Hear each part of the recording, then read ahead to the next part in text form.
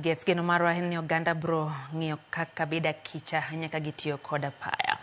Jaod bura ma Kiharu Ndindi Nyoro oseo migawo mar somo kuom midhiero mosekwako sekta no koting'o sir maweth mimiyo skunde kod jopuonjre.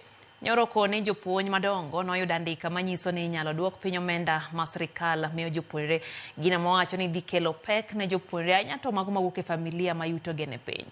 Oluwo ni duoko piny omenda ma sirkal sirogo jopuonjre dhi ataro kod okenge ma piny Kenya ne osegweno ni somo obedo manono.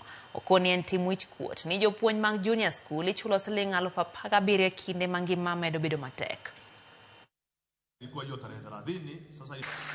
Because education plays a very critical role in development of any country. In a country like Kenya, ambayo mapato iko chini, I know firsthand because of Kiharu Masomo Bora that even some parents cannot even afford to pay the 1,000 shillings we charge for school fees.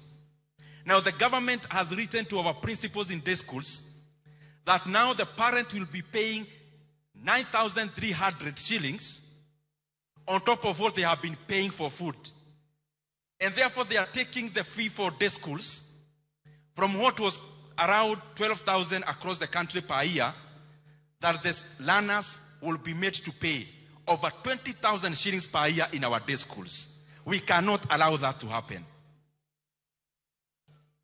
Kwa sababu huyu mtu ambaye anaambiwa alipe hiyo fedha akikosa, huyo mtu atakuwa gharama kubwa hata kwa nchi kama hatapata elimu.